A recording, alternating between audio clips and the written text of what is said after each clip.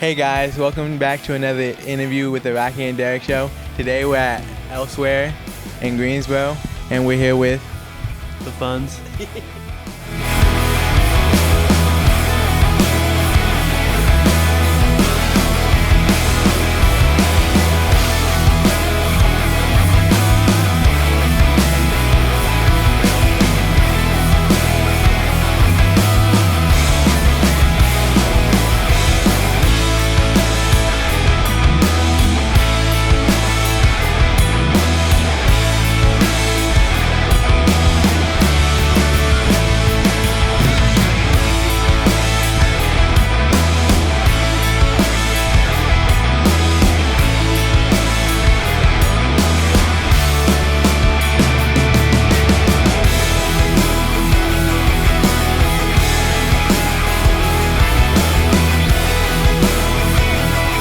Jesse. and they do the rock music. You answered it. Yeah, This guy's a high. yeah, I'm just here. We perform as the FUNS, so we're artists and musicians from New Douglas, Illinois, which is a little tiny town in southern Illinois, just north of St. Louis, about an hour. And we've been playing music as a band for 10 years. And yeah, we really love what we do. It takes a lot of hard work and dedication and persistence, but we're able to travel and meet people, and we love it. It's a true passion. We are in another band together too, and that kind of split up. And I've been seeing them forever, like seeing them play, and I've loved them for a long time. And then then they're like, "Hey, do you want to play guitar in the FUNS too?" And I was just like, "Yeah, of course." So, great. So, how many places have y'all been to? That's a great question. We've been all over the USA, like every city you can think of. Like tomorrow we're going to Richmond, and then we go to DC, and we've been to Baltimore, and we'll go to Philadelphia and New York, and we're actually going to Canada for the first time as a band because we just got our passports because we had to save up for them because they're expensive, and so we got our passports, and we're going to go to Toronto and Montreal. Yeah, Vancouver's far away. If they let us in at the border, which they should. Canadian police would you let us in? Yeah, I think so. Yeah. No. But No? I didn't think so. but we've been all over.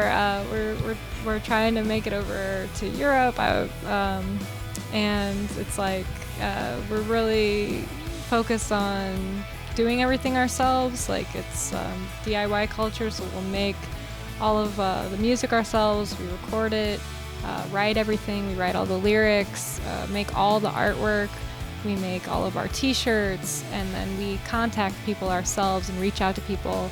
So places like this, really beautiful art practices, little artist collectives, or like outsider places like galleries, or like just independent spaces. We'll play in like kitchens or basements, and no matter what the world throws at us, we just play our instruments and we just put everything into it. So yeah, So, how many songs do y'all have? How many songs we have? Oh, that's such a good question. A lot. We have a lot of songs. We've written, as the FUNS, we have 4 LPs, and each one of those has between 6 or 20 songs on it, but all of our music is on Spotify and Bandcamp, and you can find us online. We're on YouTube, and we make all our own music videos, and yeah, we write a lot of music. What brings you guys to Greensboro specifically? Well, Jessie went to school with someone who works here, and been wanting to come. Yeah, so she's been talking it up for a long time, and we didn't have a show for another, like, later tonight. We were supposed to play somewhere, but then Jesse was like, oh, we can play here, and it's been amazing, and we met so many nice people here, so yeah. Yeah, I've always wanted to come. I've always wanted to come to Elsewhere because my friends have all told me about it, and they just said that it was this amazing space where artists come and make music and art, and I just heard about it, so it's just, there's no place like this place, so yeah, we're really happy to play here. How many times have you been to North Carolina? I think 5 times? Yeah. How about New Jersey? Jersey, we haven't played there. You gotta set us up a show. Yeah. Yeah. Will you invite us to New Jersey? We really want to come. Yeah. Will we play? Yeah.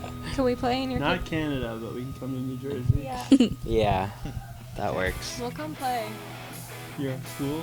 We'll come play your school. We'll come play your bedroom. We'll come play your birthday party. Oh, that was crazy. School. Yeah. Yeah. What inspires you guys to play like the music you play?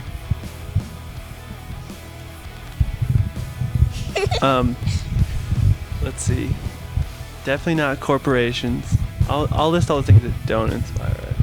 First, the man. Let's talk about the man. You know about the man? The man. They want you to sign things, and then they want to just take your soul away. You got to keep your soul locked up, because it'll just. Yeah, keep it on a rope. You got to keep your soul on a rope. And we're inspired by the universe, you know, like trees and stars, flowers. Definitely not bars and beer, jump ropes and trampolines, things like that. I can't swim. I'm a really bad swimmer. Cannonball. I don't want to date myself, but I just turned 30 a couple years ago, and I was able to swim 1 lap in a pool. Changed my life. But I haven't been back to a pool since. Oh, wow. Can you swim? I had to sedate him to make him swim. Always wear floaties. Yeah. Any chance I get. If I go in a river, floaties all over me. Just all over. Because I don't trust myself with water. I don't like wearing floaties. Yeah, but I think I look cool in floaties. I can pull off a floaty. I mean, trust me, I am afraid of rivers, but swimming seems really cool. My dad can't swim. His 2 brothers can't swim.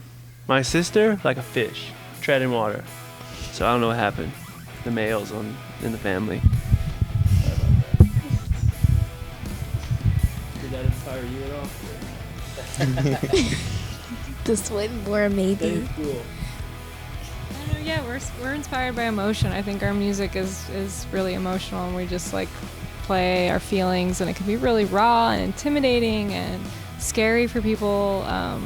So I think some artists like disconnect from that, or they put on a facade, or they put on sort of a mask when they perform as a like layer of protection. But we write a lot from like loss and heartbreak and from death and just life, like growth, like things that are like really painful, but also things that are really beautiful, loving connections and intimacy. So we're really vulnerable and sensitive artists, and I think it's a really special way to move through the world because you make much deeper connections with other humans, and it's a much more fulfilling life. What's the biggest crowd had you ever played for? We were really fortunate to get asked to go on tour with a band called The Breeders, who we're really, really big fans of. And so they took us out, and we were able to play like sold out shows opening for them. And those crowds, I don't know, like 80,000? 80,000, hundreds and hundreds of people, really big, really big venue. So that was like really intense and fun and really like made me feel inspired because like when I stepped out onto that stage, like yeah, we played these small art spaces, and then it was like once we performed and did that to such a large audience, I've just I felt like I really, really believe in this, and I can do this in a kitchen, or I can do it to 100,000 people. It doesn't matter, because I just love playing music. So yeah. If you were to have a big giant crowd, do you think they would catch you if you jump off? Whoa. I think so. Yeah. I'm pretty confident. John did one time jump onto a shuffleboard table while he was rocking out, and those are very slippery, so he just ended up sliding. But people caught you, right? Yeah, I fell off of it, but people caught me, so it was cool.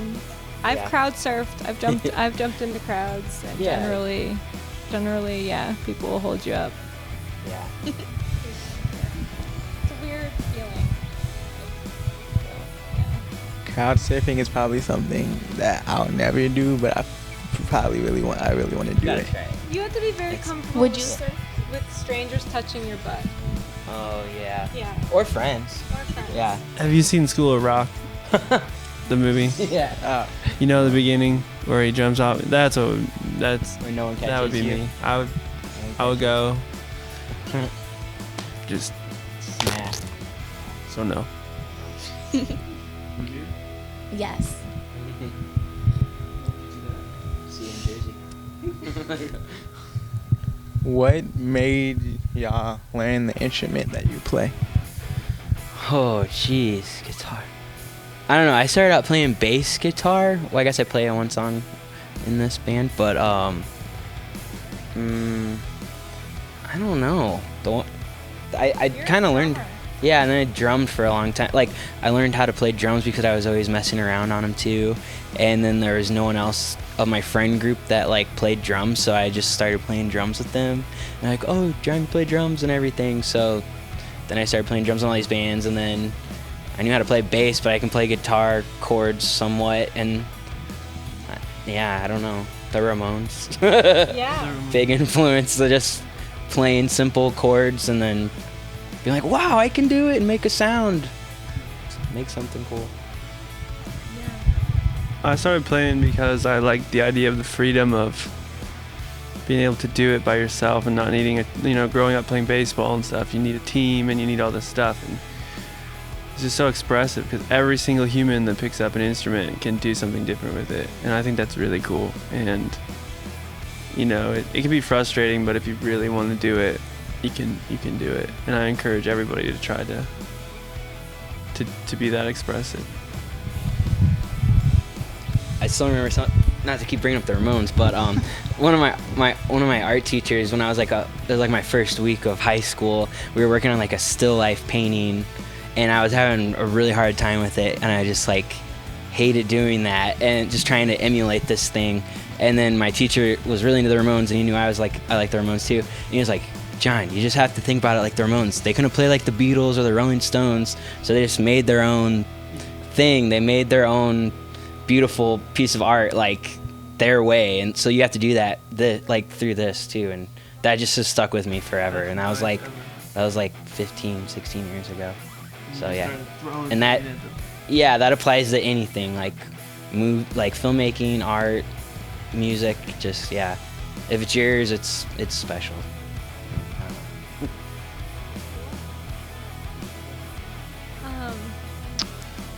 I started playing music.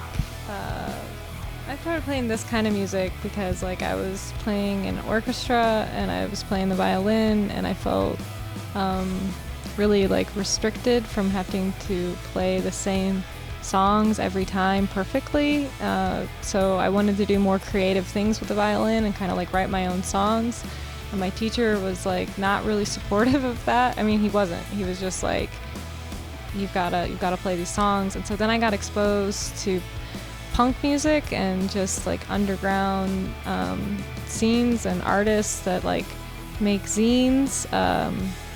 to communicate, and just people that got together and played shows at different art spaces. And so I started playing the bass because I learned, I think the first song I learned on bass was Gigantic, a song by Kim Deal and the Pixies, because it was a really simple song. It was really beautiful. And then I was like, just went from there, and I just started writing music, and I like started spiking my hair and wearing black lipstick and going to shows every weekend because I felt like I had a community and was able to just be really like endlessly expressive. So it just felt really, really like a whole other home for me, to play music. Would you still wear black lipstick and do that to your hair? Yeah, I like miss it sometimes. But it's a lot of work and makeup. But I still will rock some black lipstick sometimes. Yeah, it's still it still works. How will people get in touch? You can find us on all kinds of social media. We run a music label, a small independent label called Manic Static. So there's a lot of information there. And we also run an artist and musicians residency called Rose Raft. And that's roseraft.org. So you can check out our space there. And then we're on all of the social media as like the FUNS, and you can find us. We're on the internet for sure. What advice would you give to kids? Jessie might need to feel this. She's a teacher. Speak from the heart. Johnny. Don't give up of what you believe in. Yes. Just keep on pushing through. There's a lot of junk in the world that might slow you down, but you just gotta keep swimming through that slime. Put on those floaties and just swim right through. Yeah. What if you don't have no floaties and you can't swim? Then you get your buddies to help you. Yeah. You turn out like me. Yeah. Which is pretty all right. Yeah. Pretty all right. Don't take no crap from your teachers. Unless they're I'm your teacher. Unless they're your teacher. Don't do drugs, especially. No. Even when those kids with spiky hair tell you to, don't do Everyone it. says it, but hey, it's bad. Try to use your phone a little bit less. Yeah. Go look at the flowers and the universe. It won't be there forever. And love people that love you.